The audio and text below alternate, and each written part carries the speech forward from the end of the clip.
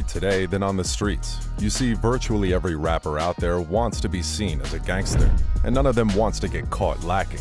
Well, unfortunately for some rappers, they got caught lacking. Keep watching till the end of this video to see rappers get caught lacking. Trust me, you don't want to miss this.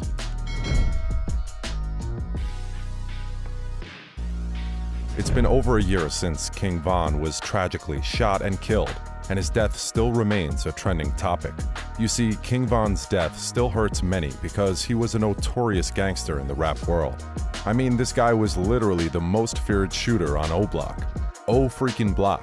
Do you know how gangster you have to be feared by the most dangerous block in Chicago?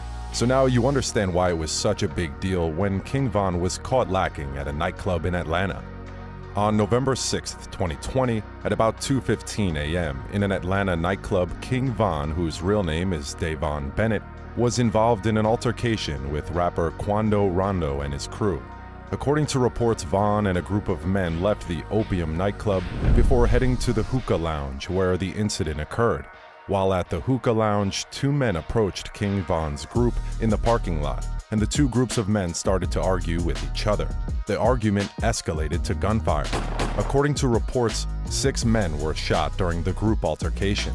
Timothy Leaks, aka Lol Tim, who was with Quando Rondo, was charged as the man who pulled the trigger that took out King Von. Ever since the tragedy occurred a little over 14 months ago, Quando Rondo and his crew, the 4K Trey Gang, haven't had peace as they've received threats after threats from Lil Durk and his OTF crew over the murder of King Von. One of the most controversial gangster rappers in Florida today is Julio Foolio. I mean, who could be more controversial than a guy who raps about the people he shot alongside his gang? But even gangsters like Julio Foolio have been caught lacking. You see, back in November 2021, a huge shootout happened in Jacksonville, Florida, and nothing less than 100 rounds of ammunition was fired that night. Anyone would think that the military was deployed to stop an attack or something, but it was in fact a gang-related shooting, and this time around it wasn't just any rival gang. Rapper Julio Foolio was revealed to be the prime target of the attack, as 3 men dressed in black hoodies showed up at his house and began to shoot at him. Luckily for Foolio, using guns in self-defense is allowed under Florida law, so he pulled out his gun and a shootout began between him and his attackers. He managed to escape the scene with a grazed bullet wound on his leg. He got out of the scene and he didn't even need to go to the hospital for any major treatments, nor did he require any medical help. Although the attackers were able to take a shot at him after nearly 100 rounds of ammunition were fired, it is unknown whether Foolio was able to shoot any of the 3 goons sent to kill him. A couple of hours after the shootout, Foolio uploaded an update about how he was caught lacking. He claimed that his gun wasn't the only thing that saved him from getting killed in the shootout. Apparently, Foolio used voodoo magic to also attack his shooters. He said via his Instagram story after the shooting, "That was voodoo, that was magic." It didn't come as a big surprise to many of his fans because his parents are well known as migrants from Haiti and voodoo is very popular among his people. As much as rapper Young Dolph tried to stay out of any gang troubles, it always found a way to get to him. He was caught lacking one too many times that it unfortunately got him killed. Before his death, Young Dolph was involved in several beefs that had previously threatened his life. Young Dolph was at loggerheads with Yo Gotti throughout his rap career, and one time he released a diss track titled "Play Yo Bitch." In the song, he implied that he had an affair with the mother of Yo Gotti's child. Gotti responded to Young Dolph in a diss track titled "Don't Beef With Me," where he attacked Dolph and sent him a warning shot. Unfortunately, Gotti didn't stop at the song, and this was when Young Dolph got caught lacking. He sent goons to kill Young Dolph. Luckily for him, Dolph escaped the 100 bullets fired at his bulletproof SUV that night. Later that night, Dolph performed his "Play With Yo Bitch" song at a concert as a message to Yo Gotti. Dolph was lucky to survive the shootout in February 2017 because his SUV was bulletproof, and he spent $300,000 getting it done. During the interview, Young Dolph said that the richer he got, the more threat his life faced, and he sure wasn't wrong about that. Later that same year, Dolph got shot, and this time around, Gotti was pinned to it by the feds. At the time of the shooting, Yo Gotti and Young Dolph were staying at the Loews Hotel. Members of both entourages got into an argument that escalated into a fistfight, which ended in gunfire, leaving Dolph wounded.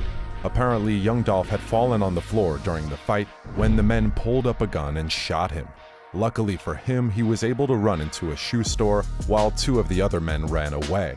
The third man jumped into a gold-colored car, later found abandoned at a nearby petrol station by police. Obviously, the unfortunate tragedy in 2021 wasn't the first time he was caught lacking. Sadly, it was the last. On November 17, 2021, he was shot and killed through the glass doors of a cookie store, Makita's Butter Cookies in Memphis, Tennessee. Before his death, Young Dolph enjoyed buying cookies from that particular bakery, and just a couple of days before the shooting, the bakery posted an Instagram video about him. In the video, Young Dolph was seen promoting the store's cookies, and the store owner was heard saying he always came to the store whenever he was in Memphis. Kodak Black is one rapper you would call a gangster rapper. I mean, this guy has been in jail more times than he has won an award. Luckily for him, he got out, but unfortunately Kodak was caught lacking quite recently after a fight broke out outside of The Nice Guy in West Hollywood on February 12, 2022. Rappers Kodak Black, Gunna, and Lil Baby were standing outside of The Nice Guy, which was hosting an exclusive party after Justin Bieber's pre-Super Bowl performance at the Pacific Design Center. Sources said the group seemed to be smiling and laughing before a fight broke out. Then gunshots were heard. 3 people were hit during the gunfire and transported to local hospitals, including Kodak, a 19-year-old, and a 60-year-old. All 3 were listed in stable condition. It looks like Yak is on the road to recovery. On February 18th, Yak hopped on Instagram Live to tell his fans more about the shooting. He was seen shirtless in a room with another man flashing cash in the video. "Quarterbacks get sacked too," he said. "Listen, bruh, done popped me. Stop playing. This shit pussy. But at the end of the day, alright, take they licks. At the end of the day, ain't hiding and shit." Kodak continued, "This what it is. Screenshot it. Be happy about it. Whatever. Hooray. Celebrate this motherfucker. You heard me. About time. I ain't hiding and shit. This what it is," he added. "I done stood up in shootouts. I done stood up in multiple shootouts and I ain't never get scratched. Just got a little scratch." On February 19, 2020, Brooklyn rapper Bashar Baraka Jackson, aka Pop Smoke,